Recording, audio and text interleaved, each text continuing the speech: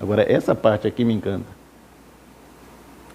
É o Senhor das crianças, das preces, dos hinos. Eu tenho certeza, quanto a mim, Ele é meu Senhor. E espero que realmente Ele seja o teu Senhor também. Esse hino é muito bonito. E ele casa duas coisas maravilhosas numa canção, num louvor, que é a extraordinária melodia com a teologia da letra extremamente correta, porque nós temos muitos corinhos e hinos, né, que é bonito às vezes na melodia, mas lamentavelmente com a teologia equivocada. Bom dia, meus irmãos. Graça e paz. Amém. Tudo bem, irmão Evandir? Muito bem, vamos pôr o cronômetro aqui, porque hoje eu vou tentar falar só 10 minutos.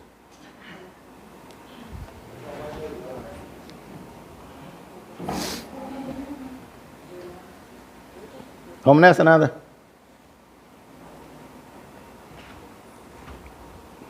Abra sua Bíblia então para mim, meus irmãos, no livro de Colossenses, o querido, admirável, grande apóstolo de Cristo, Paulo, escrevendo à igreja de Colossos.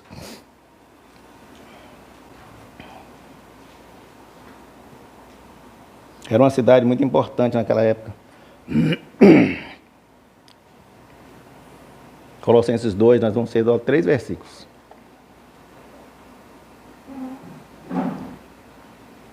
Colossenses é facinho, aí no finalzinho da Bíblia. Achou nada? Isso é fácil, né, Nada? É no celular? Como disse Silas Malafaia, quem achou, diga amém. Amém. Todo mundo já achou. Já achou, irmã Ivanese? Ainda não?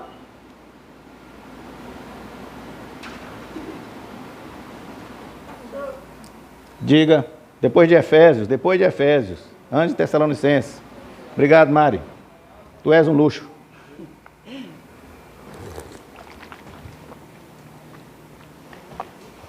Vou ter que sair daqui da frente, Rodolfo? Dos slides? Hã? Tem que sair da frente do slide? É aqui? Diz assim a palavra de Deus. Achou nada com o irmão Evanese? Colossenses 2. Eu preciso que vocês fiquem com a Bíblia aberta nesse versículo. Diz assim, eu vou ler na versão da língua portuguesa lusitana, Casa Publicadora de Portugal, que é feita, essa Bíblia é feita para Angola, para todos os países de língua lusitana, Portugal, etc. Diz assim, isso é Paulo falando para os colossenses: tenham cuidado, para que ninguém vos faça presa sua. Tenha cuidado. Se ligue, para ninguém faça presa sua. Tenha cuidado, para ninguém faça sua cabeça.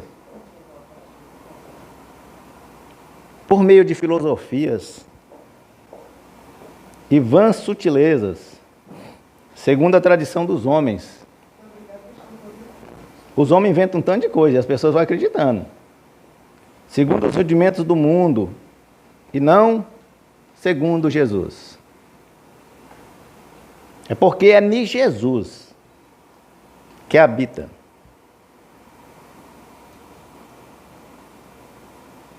corporalmente toda a plenitude da divindade.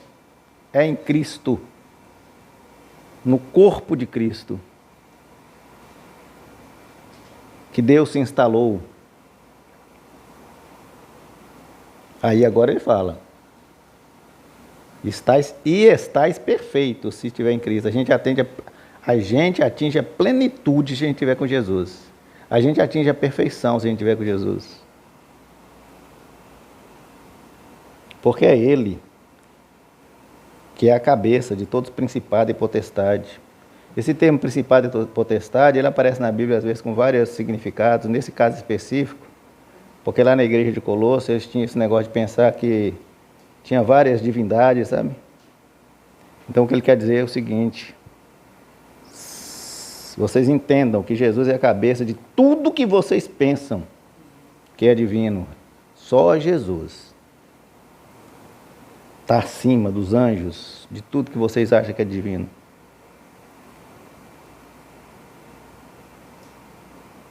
Nós vamos nos basear nesse texto. Preste bem atenção no que foi lido. Fique bem com isso na cabeça. Tenham cuidado. Tenham cuidado. Tenham cuidado. Se ligue. Para que ninguém fique fazendo a cabeça da gente. Para a gente não ser presa fácil das filosofias humanas.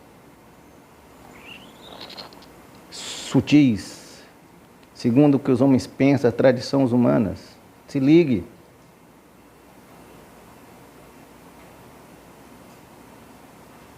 Porque é em Jesus que habita corporalmente nele toda a plenitude da divindade. Fora de Jesus é conversa fiada, é presepada, é atrás de vida.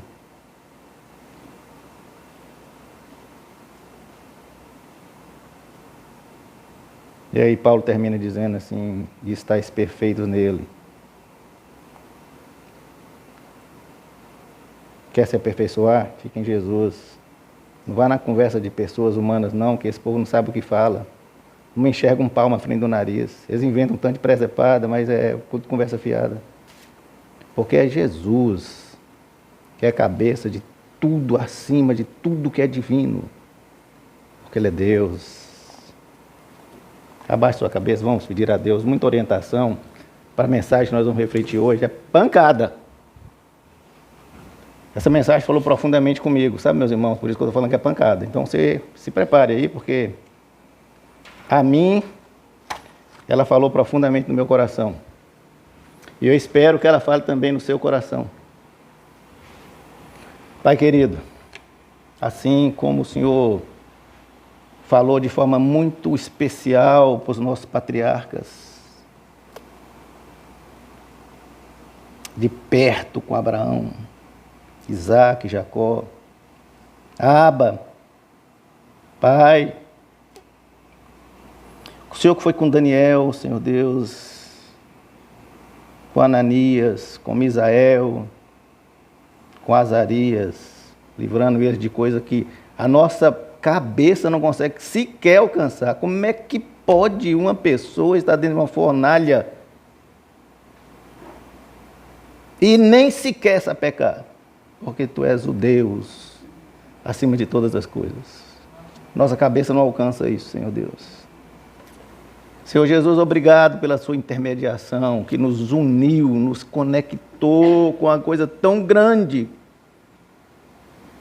que é o trono da graça.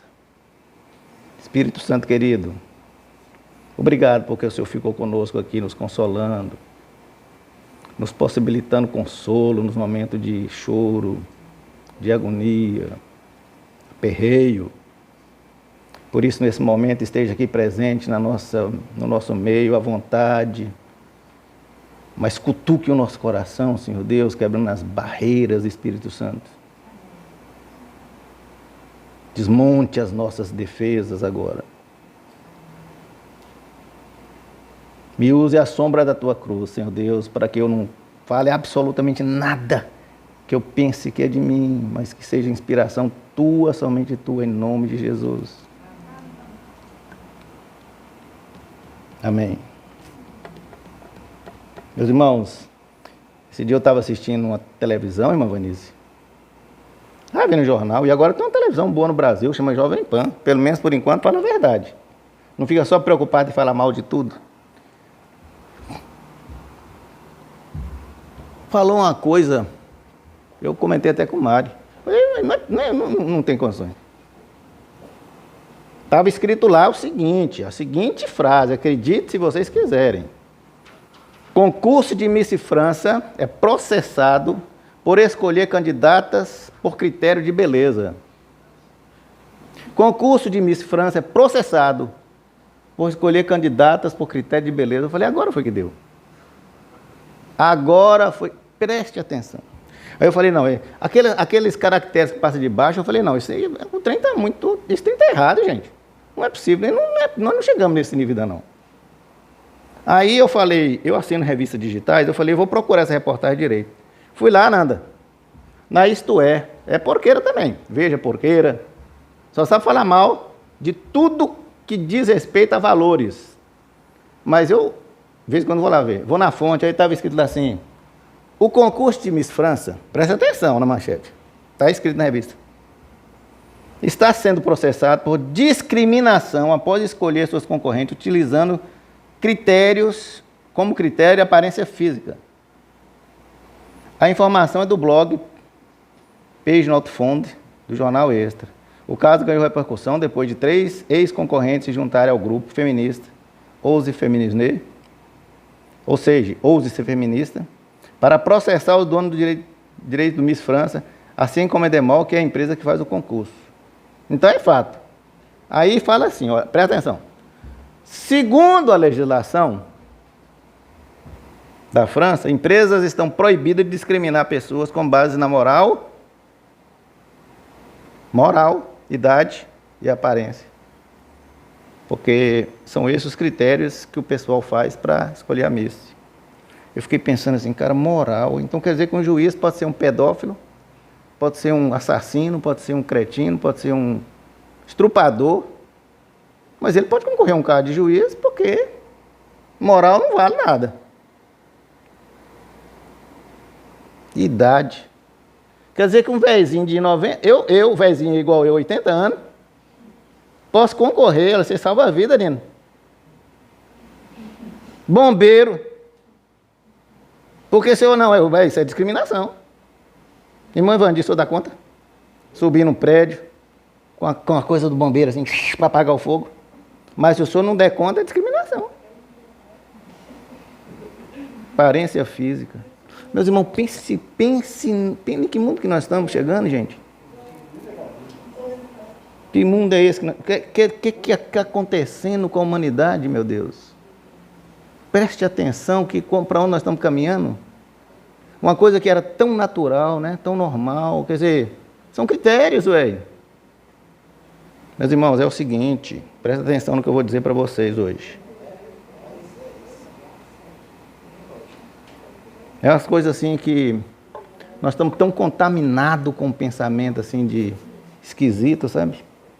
Que a gente tem saudade do que é o Evangelho, do que é o mundo. A Rede Globo tem um canal que chama Viva. Aí eu fico olhando os programas de antigamente. Aí eles falam assim, esse programa se refere aos costumes daquela época. Eu falei, ué, lascou. Tem 10 anos foi feito. Os costumes daquela época. Porque naquela época os caras achavam, os trapalhões falavam, ô Mussum, tu é um negão bonito que só. Mas não. Ontem eu estava falando com o Josi, ontem passou um negócio lá, não sei o que, os pretos. Agora eles não sabem se chama gente de preto, se negro, que danado é isso. O trem virou uma confusão, é tanta anarquia. Meus irmãos, há uns tempos atrás, você sabia, Mário, que nós batistas temos um jornal, chama o Jornal Batista? Sabia não, né? O Jornal Batista foi criado em 1901, presta atenção, 1901. E se tornou o órgão oficial de comunicação dos batistas em 1909, aqui em Recife. Foi feita uma assembleia e eles definiram, irmão Evandir, que agora o Jornal Batista vai ser o jornal que vai fazer a comunicação dos batistas. Todo mês sai. Isso aqui é a edição, essa é a edição de 24/10, é a última edição. A próxima vai ser a semana. Eu escrevi um artigo para o Jornal Batista em 2006. Foi publicado no Jornal Batista. Eu vou ler para vocês esse artigo que eu escrevi. Veja atenção, isso faz quase 15 anos. E vejam, meus irmãos, como é que a coisa está ficando complicada. No Jornal Batista, o meu artigo, eu reduzi ele para caber dentro da pauta, mas hoje eu vou ler na íntegra o que eu escrevi naquele momento. Jô fala que eu sou a única pessoa que escreve e guarda para mim mesmo, mas é verdade. Eu escrevo as coisas e guardo. Mas esse artigo foi porque um amigo meu ouviu e falou, não, vamos publicar esse Jornal Batista. Eu falei, manda bala. Porque eu recebi do pastor, um amigo meu, pastor Ednilson, lá de Montes Claros, um artigo que foi escrito pelo pastor David Alencar, que dizia assim, transgênero, produtividade e fecundidade. E eu li o artigo e falei, gente, isso precisa ser explicado. Aí eu escrevi para o Jornal Batista. O artigo diz assim, senti o desejo de aprofundar a reflexão sobre a temática com todos os leitores desse grande jornal, porque sei que o assunto, de uma forma ou de outra, tem causado muita inquietação e polêmica e conflito e desconforto no nosso meio evangélico. E eu quero dizer que eu me sinto muito à vontade para escrever esse artigo, porque na minha caminhada secular, eu tive a oportunidade de vencer a dificuldade do mundo empresarial, eu era empresário nessa época, de adquirir uma bagagem na área de empreendedorismo e de me especializar como consultor de desenvolvimento socioeconômico, sem abrir mão dos valores que norteiam a ética cristã, mas principalmente por ser um profundo admirador do crente que tem firme convicção na verdade libertadora. Então, por que eu digo isso?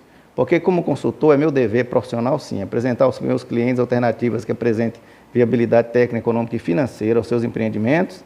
E essa busca pelo máximo de produtividade, com menor relação de custo-benefício, não pode de jeito nenhum ter relação conflituosa com a mensagem do Evangelho de Jesus. Como empresário num país que a carga tributária é no mínimo injusta, sei que é impossível ser exitoso se a gente não buscar alternativas criativas e inovadoras que possibilitem a empresa competir e sobreviver numa economia globalizada que exige competência, além de contínua eficiência e eficácia. Mas toda e qualquer estratégia precisa estar limitada nos critérios de fazer o reino de Deus ser prioridade, porque a Bíblia diz que a gente precisa buscar primeiro o reino de Deus, para que as demais coisas sejam acrescentadas. E como cristão convicto, meus irmãos, eu sou um cristão convicto. Eu não aprendi a ser cristão, não. Eu sou cristão convicto, sabe? Discípulo de Jesus. Estou plenamente convencido de que tudo que me é lícito nem sempre me convém. E sei o quanto é tênue a linha que separa a pseudo-sabedoria humana e suas vãs filosofias e ideologia dos imutáveis princípios divinos. Então, aqui eis a questão. Como é que um cristão faz, né, para ser comprometido com essa plenitude de vida? E que ele é ciente de que a busca pela chamada qualidade total nesses processos que nós vivemos no mundo, isso é irreversível no mundo. Como é que a gente faz para conciliar essa dinâmica frenética dos processos de mudança da sociedade com essa difícil tarefa de ser fiel aos princípios do Evangelho? E esses princípios do Evangelho, eles são conservadores, eles são tradicionais, porque nós somos e respeitamos a cultura judaica cristã, sem deixar se levar pelas correntes progressistas, que na maioria das vezes atropela de forma clara e proposital os valores eternos da Bíblia. Sem dúvida é um grande desafio viver neste mundo e não pertencer a ele, onde os genuínos valores do reino de Deus estão cada vez mais relativizados. É verdade ou não? Tudo está muito relativo, viu, irmã Vera? Uma vez eu estava discutindo com uma pessoa, ela falou comigo, bom, mas a Bíblia é relativa. Eu falei, pronto, então acabou a nossa discussão. Porque se a Bíblia é relativa para você, não tem para onde romper. Porque para mim a Bíblia é a palavra de Deus. Ela não contém a palavra de Deus, ela é a palavra de Deus. E os confrontos, e até confrontantes com a sua inerrante palavra, que sempre foi e será absoluta. Agora presta atenção no que eu vou dizer. Embora em extinção ainda existe uma espécie de servo do Senhor Jesus, que aqui eu denomino de cristão a moda antiga, né? Que teima em preservar esses valores absolutos, refutar costumes, que parte da sociedade contemporânea é chamada moderna, intencionalmente procura relativizar e normatizar, muitas vezes de forma conveniente, convincente e sutil. Paulo falou disso. Como é a própria estratégia enganosa do nosso inimigo. Até mesmo os processos de propagação do Evangelho, meus irmãos, até o Evangelho tem sofrido com teoria de evangelização e tecnologia eclesiástica mirabolantes. O povo faz de tudo para ganhar a vida das pessoas. Não é ganhar almas, mas é ganhar a pessoa para dentro da igreja. Portanto, enquanto estivermos aqui inseridos nesse mundo turbulento, árido, veloz, urge que aprendamos que é inegociável praticar vida cristificada, vivenciando com firmeza e serenidade o que é ser um cristão à moda antiga. Sei que ele não é encontrado com facilidade, porque ele é uma espécie rara e pela sua própria característica de nunca ser destaque, de não se evidenciar, pois seu brilho é um mero reflexo da luz emanada por Jesus, e ele se porta sempre à cruz da cruz, só é possível identificá-lo com absoluta certeza com os olhos da fé, que faz com clareza, aos olhos da fé, faz com clareza a leitura de suas características inconfundíveis, validadas pelo seu testemunho diário de vida, fruto do seu caráter. genuinamente cristão. Então vamos lá. Digo eu para o Jornal Batista, com humildade, eu tento aqui elencar alguns indicadores que, ao meu ver, nos ajudam a identificar esse servo precioso do reino de Deus. O cristão à moda antiga é aquele que, embora tenha conhecimento das excelentes experiências biogenéticas podem contribuir para a erradicação da fome no mundo, torce para que essa triste realidade seja mudada de forma natural, sem a imprevisível mutação dos códigos genéticos das espécies criadas pela insondável sabedoria de Deus. Ontem eu vi a JBS agora vai lançar carne artificial. É aquele que, embora conheça e reconheça que a teoria missiológica de evangelização de grupos homogêneos e solos responsivos, isso é o que as igrejas pentecostais adotaram para ganhar o máximo possível de gente para dentro das igrejas. Resulta em crescimento geométrico, propagação do evangelho. Ainda prefere acreditar na quebra de barreiras culturais, sociais e espirituais através da atuação de servos vocacionados, chamados para a missão, cuja estratégia de ação é subordinada prioritariamente à unção do Espírito Santo de Deus. É aquele que, embora não tenha nada contra as mais diversas formas de evangelismo de massa, como programa de televisão, show, evento, livro, jornal, revista, testemunho de celebridade, que se diz convertidas, métodos inovadores, qualquer outra ferramenta tecnológica do mundo atual, ainda fica apreensivo com a evangelização explosiva, porque sabe que o processo de conversão é uma genuína e singular experiência de transformação interior, validada na vivência do estilo de Jesus.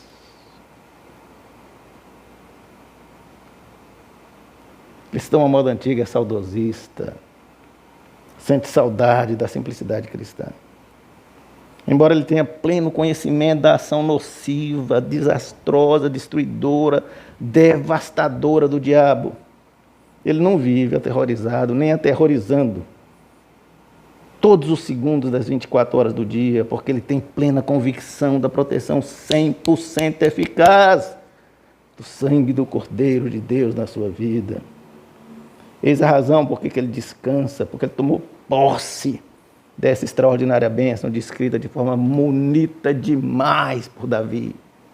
O Senhor é meu pastor. Ele me supre do que eu preciso. Ele me faz repousar, me leva às águas tranquilas. Refrigera a minha alma quando ela está quente. Guia-me na justiça. Por isso eu não temerei mal algum, porque a sua bondade, sua misericórdia me segue sempre.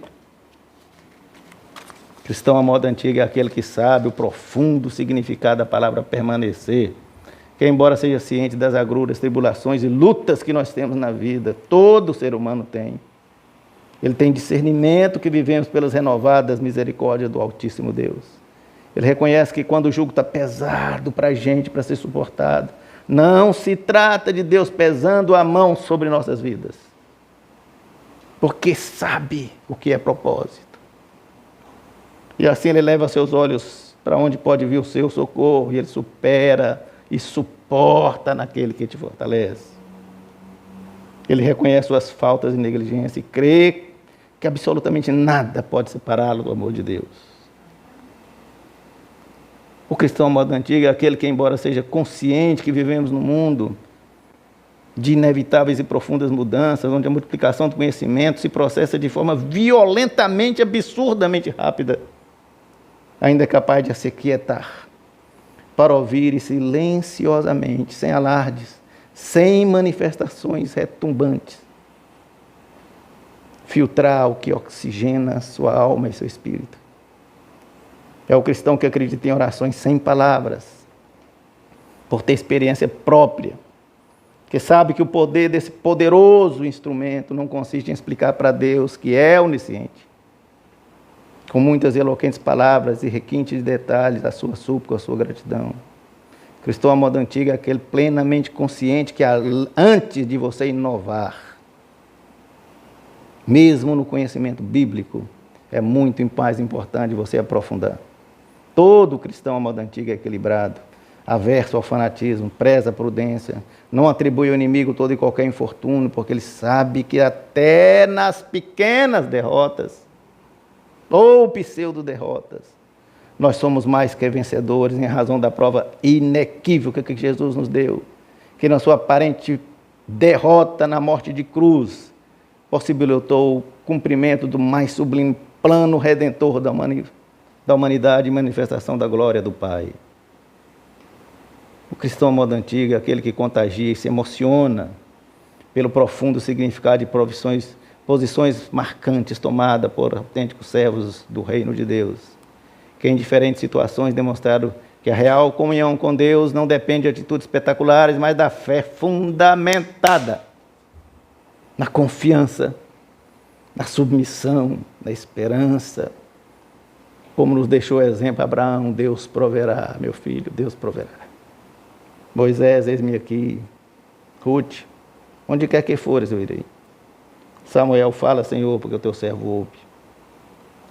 Jó, eu sei que meu Redentor vive. Isaías, envia-me a mim. Daniel, nele mora a luz. Maria, cumpre em mim conforme a tua palavra. Paulo, apóstolo de Cristo, grande apóstolo de Cristo, combati o bom combate, acabei a carreira, guardei a fé.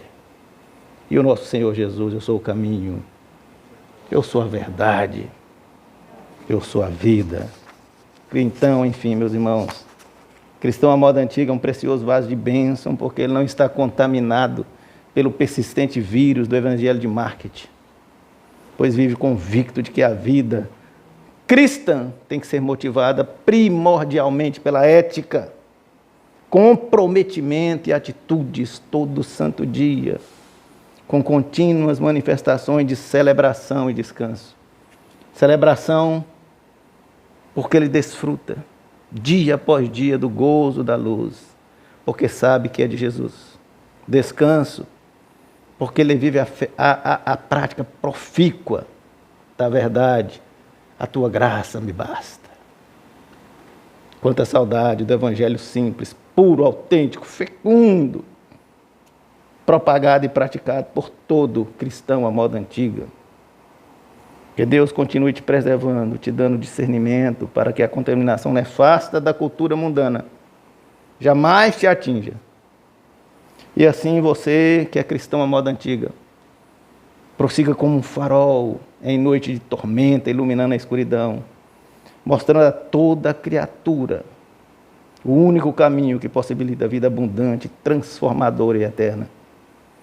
Você, cristão à moda antiga, é o que Jesus definiu como luz, como sal, no mundo que de fato jaz no maligno. Você é arauto da paz. Você é agente da graça. Que Deus te abençoe, cristão à moda antiga.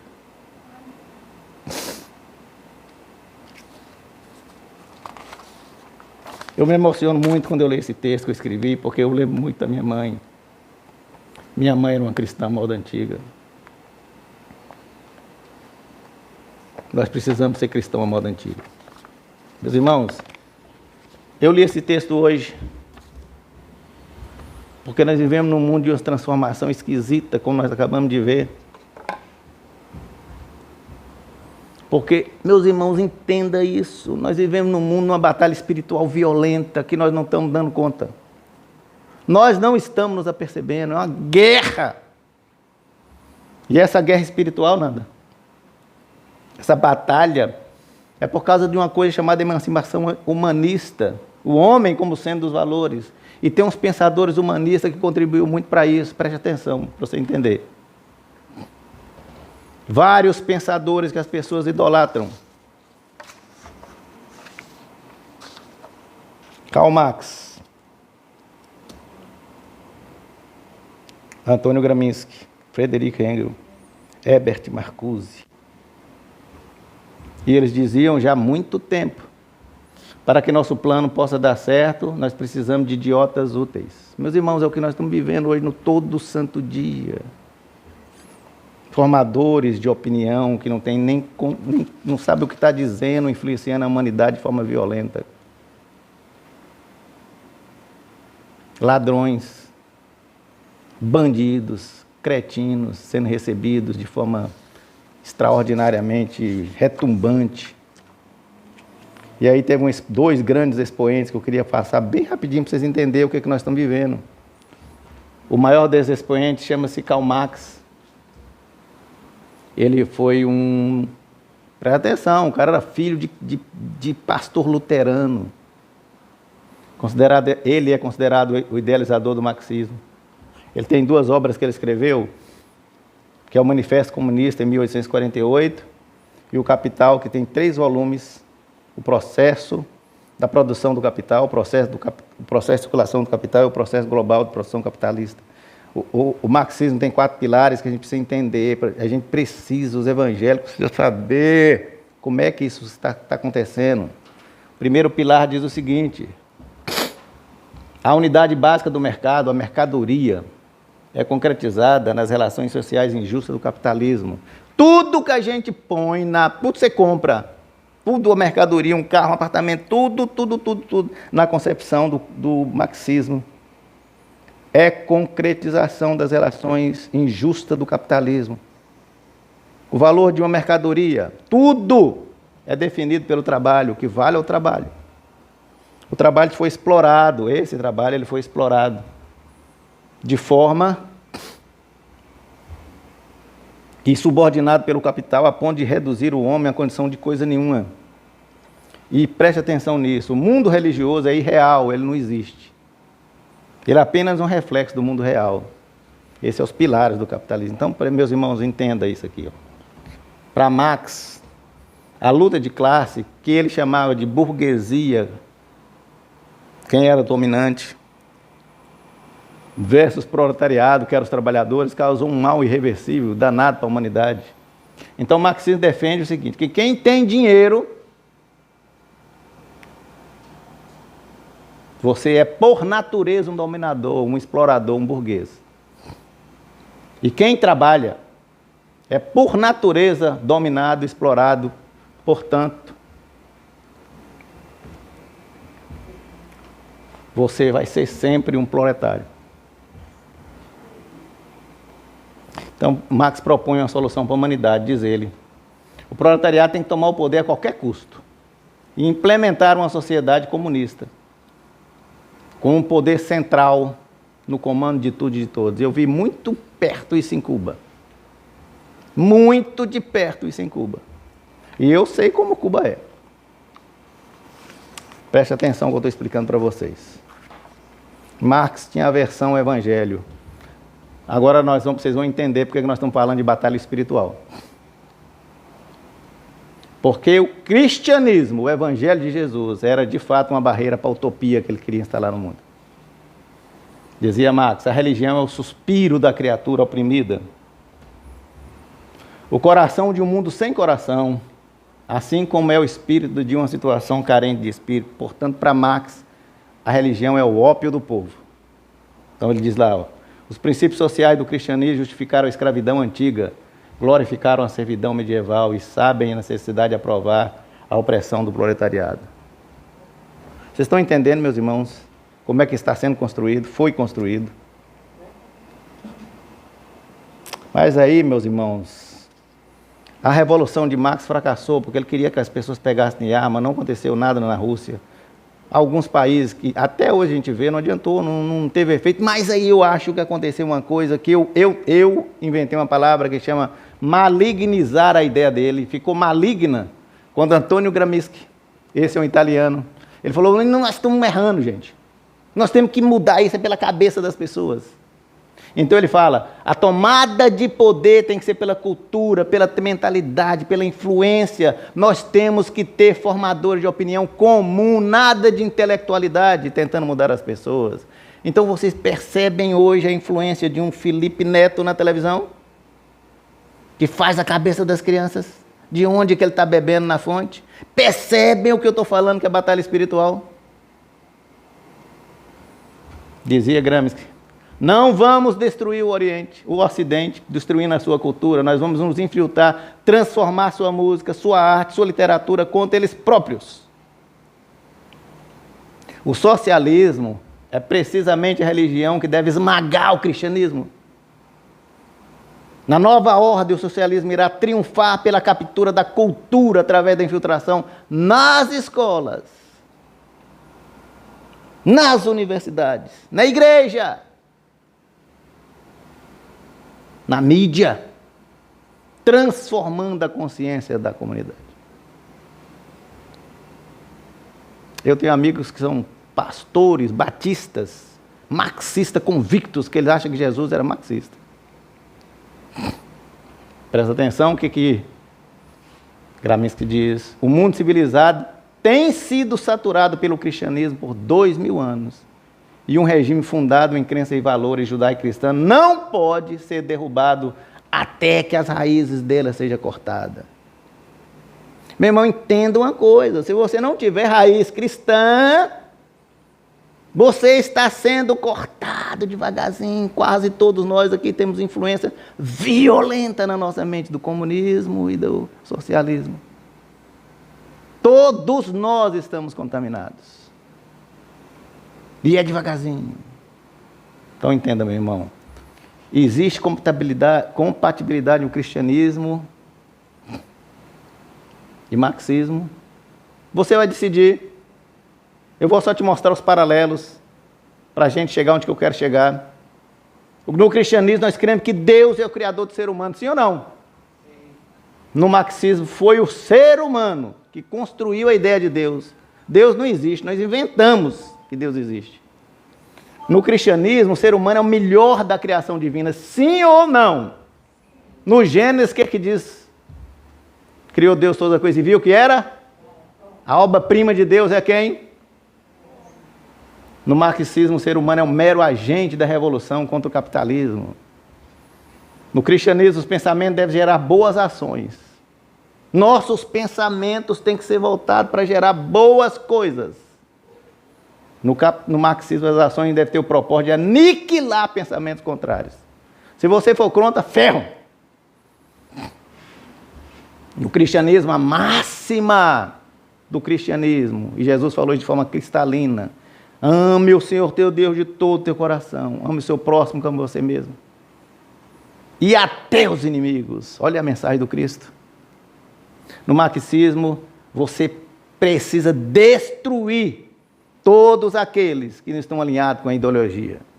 Marx tinha uma frase que era lapidar. Dizia ele o seguinte: o último capitalista que nós vamos pendurar enforcado vai ser aquele que nos vendeu a corda.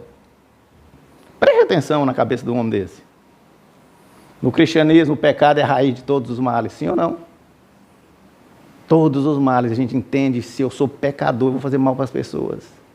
No marxismo, a causa do mal são as estruturas sociais injustas. No cristianismo, as ações humanas são boas ou más de acordo com a nossa obediência à palavra de Deus. Se eu estou alinhado com a palavra de Deus, eu não vou ter ação má. Mas no marxismo, as ações humanas são subordinadas ao poder e ao dinheiro. Tudo tem a ver com isso. Por isso que, no cristianismo, tem pleno interesse pela salvação do ser humano. A mensagem de Jesus é focada nisso. Libertação do pecado para que a gente tenha vida eterna.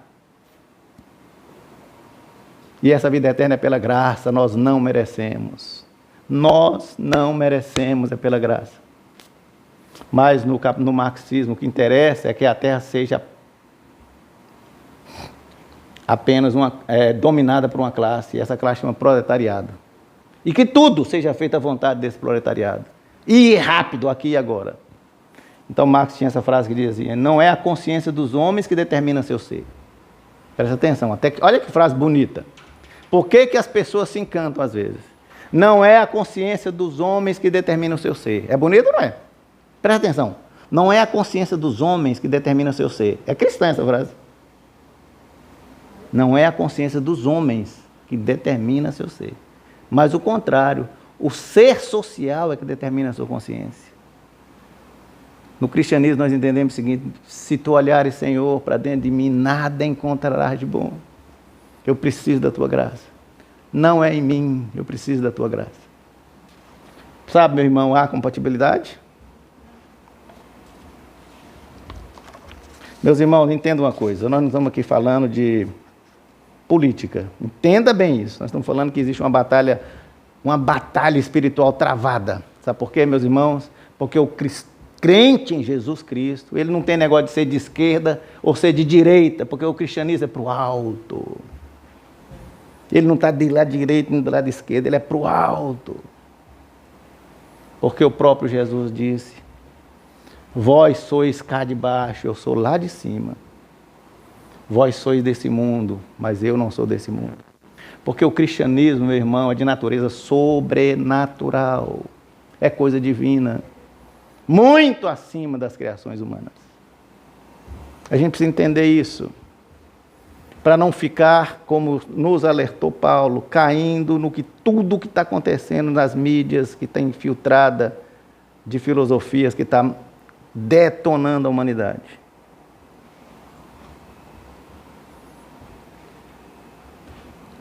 Tem gente que fala, tem orgulho, fala assim: eu sou um militante. Eu sou um militante do cristianismo. Quando eu estava preparando essa mensagem, eu tenho escrito na minha agenda uma frase que ela norteia a minha vida. E vocês sabem que eu sou muito envolvido com toda a causa social. Sou ou não, Nanda? Sou um missionário apaixonado por natureza. Mas eu aprendi muito bem a separar a mensagem do Evangelho do que é militância, sabe, meus irmãos? Não misture, não. Por isso que eu centro a minha vida por essa frase que eu escrevi para mim mesmo. Os pobres, os excluídos, as minorias, não são foco central da mensagem do Evangelho. Isso é coisa de militante, isso é coisa de marxismo, isso é coisa de Judas. Foi Judas que falou: está desperdiçando esse negócio, isso é para os pobres. Quando ele falava com Jesus. O centro do Evangelho é o Senhor Jesus Cristo. E sua maravilhosa mensagem exige que nós, seus discípulos, sejamos agentes da graça de Deus. É nossa missão transformar vidas, incluindo os pobres, os excluídos e as minorias. Percebe a grande diferença que o Evangelho tem, meus irmãos, do que é a coisa filosofia humana?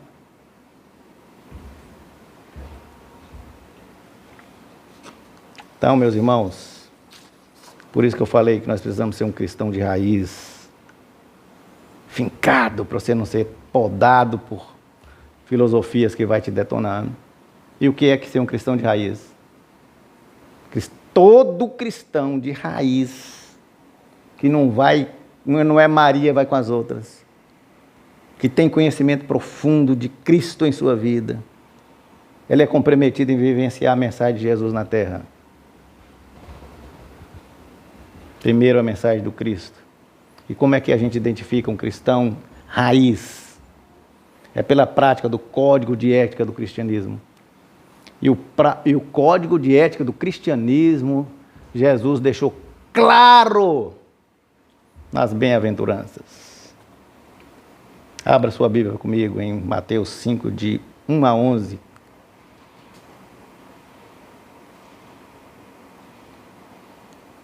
Mateus é fácil, é logo aí no primeiro livro do Novo Testamento. Quer ser um crente raiz, meus irmãos? Coloque na sua vida as bem-aventuranças. Gandhi, o grande libertador do povo indiano da colonização inglesa, dizia que se acabasse toda a literatura sacra do mundo e sobrasse só o Sermão do Monte, a humanidade estava preservada.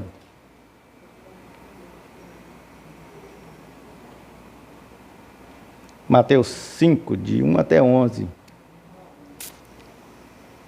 Complete para mim a frase.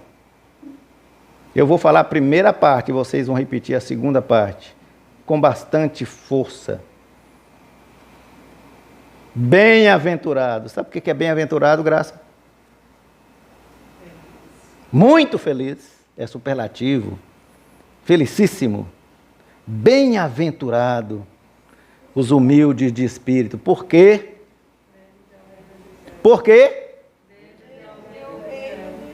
Bem-aventurados que choram. Por quê? Bem-aventurados mansos. Bem-aventurados que têm fome e sede de justiça. Bem-aventurados misericordiosos. Bem-aventurados limpos de coração. Bem-aventurados pacificadores. Bem-aventurados perseguidos por causa da justiça. Percebeu, meu irmão, o que é um crente de raiz? Então perceba. E ele termina dizendo: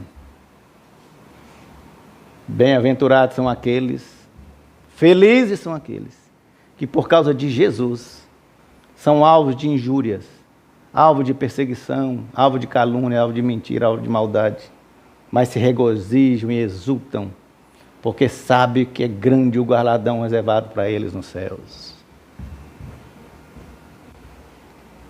Percebeu porque você tem que ter raiz? Percebeu, Graça?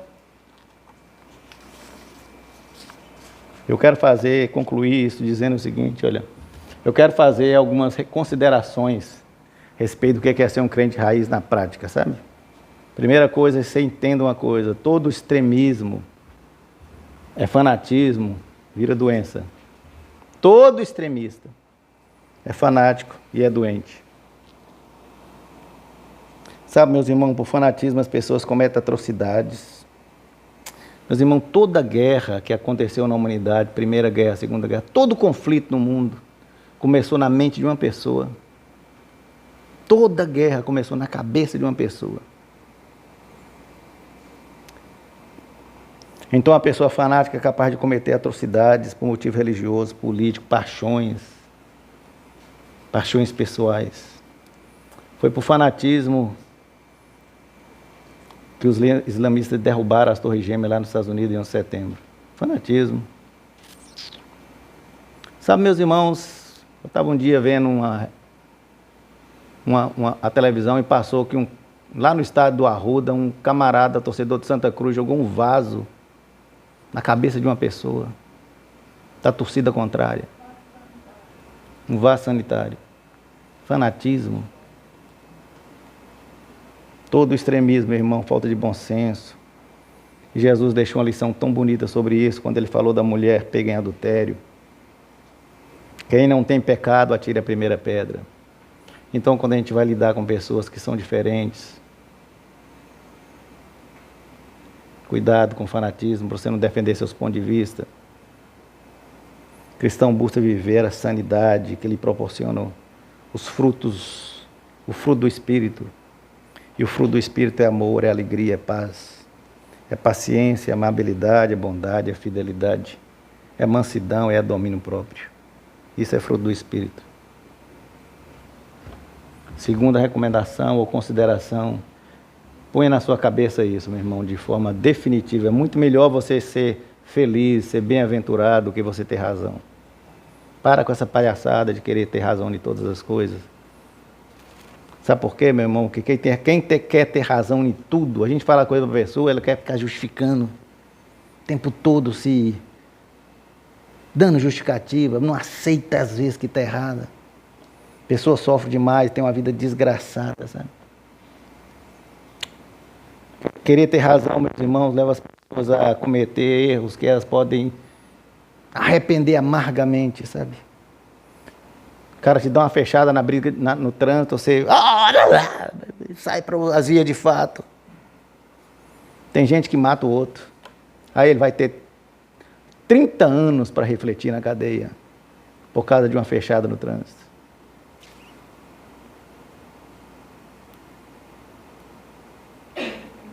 Hitler achava que a raça ariana era superior à raça de toda a humanidade. A raça ariana é superior. Matou 6 milhões de judeus. 11 milhões de pessoas. Eu passei por uma experiência dramática quando estudava engenharia na Universidade Federal de Viçosa. Eu tinha um colega que chamava Agnaldo, e ele tinha um irmão que passou no vestibular, e nós estávamos formando. E o irmão dele tinha acabado de passar no vestibular, chamava Célio. E eles eram, toda a família dele é muito grande, tinha todos eles 2,10 metros de altura.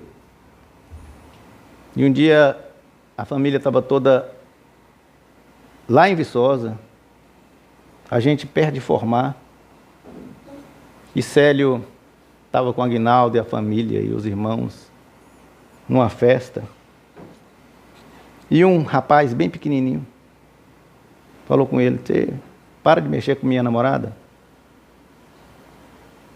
E Célio achou que o tamanho dele impunha respeito.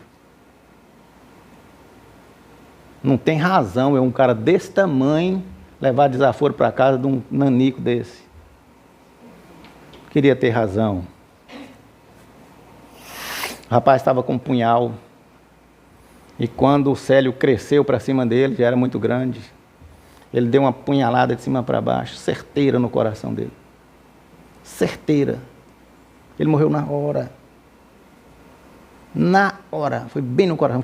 Não teve escapatória.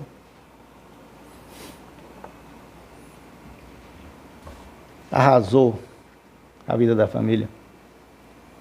Complicou nossa formatura.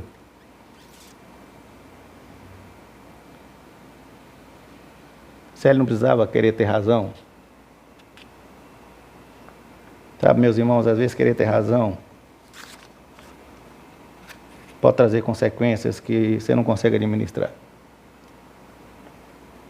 Só quero dizer uma coisa, mas não confunda, sabe? Administrar situações diversas não anda com covardia.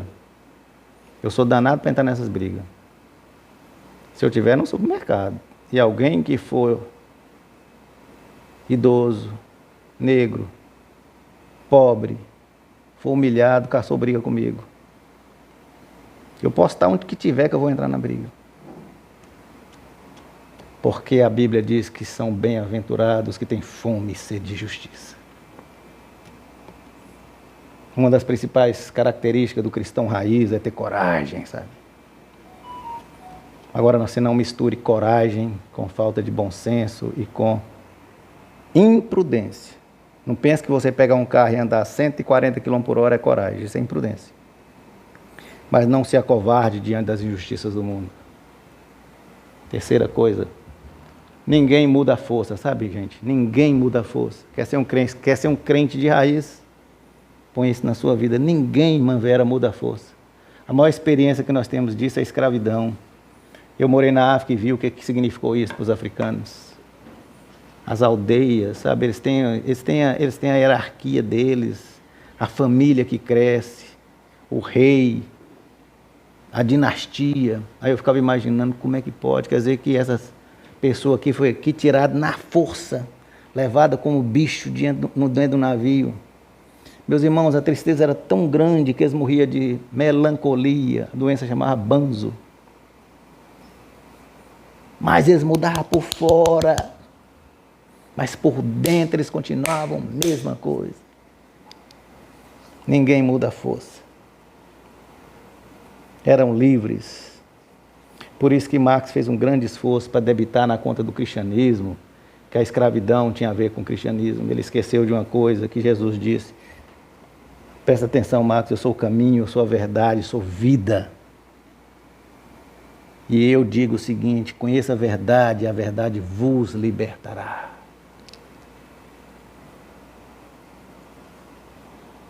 Muitos cristãos na escravidão deturparam o evangelho de Jesus, é verdade isso. Mas também a maioria dos abolicionistas eram evangélicos e crentes no Senhor Jesus. Não suportava ver uma pessoa ser subjugada.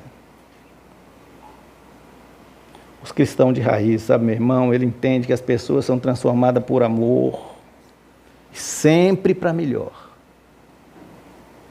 Então, Rodolfo, se você quer que Nanda melhore, não adianta você pensar que ela vai transformar na marra, ela não vai. Você vai mudar Nanda para melhor, por amor. E ela vai entender o seguinte, ele quer me deixar melhor do que ele me achou. Aí é amor. Porque o cristianismo, meus irmãos, é a única fé cujo Deus é o amor. Não tem coisa mais bonita que isso, não. A única fé cujo Deus é o amor. Deixa eu terminar. Concluir para vocês dizendo assim.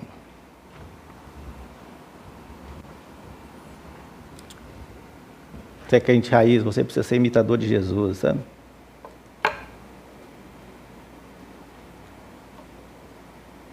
São as nossas convicções enraizadas na Bíblia, na palavra de Deus, que faz a gente não ir com os pensamentos humanos e as doutrinas e ideologias humanas, nem para a esquerda, nem para a direita, mas para o alto. Cristão de raiz, ele pode ficar oprimido, mas ele jamais é destruído. Cristão de raiz, ele pode ficar perplexo, mas ele nunca vai ficar prostrado. Cristão de raiz, ele pode ser perseguido. Eu vi muito isso de perto. Mas ele nunca se sente desamparado. Ele pode cair, é verdade. Mas ele nunca se sente destruído. Porque ele sabe que nada pode separá-lo do amor de Deus que está em Cristo Jesus. Ele sabe disso. E é Cristo Jesus, o autor e consumador da nossa fé. É só Jesus.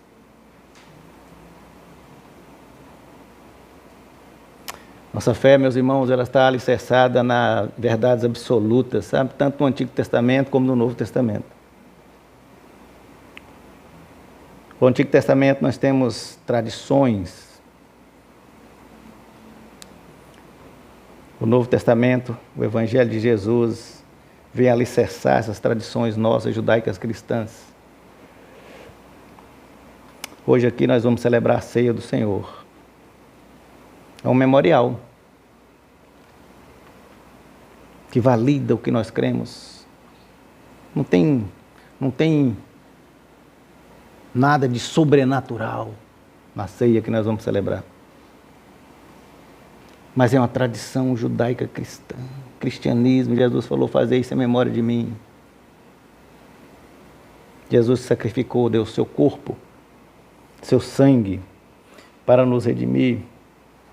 E é importante que a gente entenda isso. Nenhuma ideologia, filosofia ou conhecimento humano pode arrancar do cristão de raiz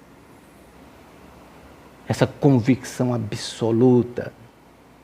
Nenhuma ideologia. Essa é a razão, meus irmãos, porque nós precisamos ser um cristão de raiz. Em nome de Jesus. Que Ele nos abençoe. Amém.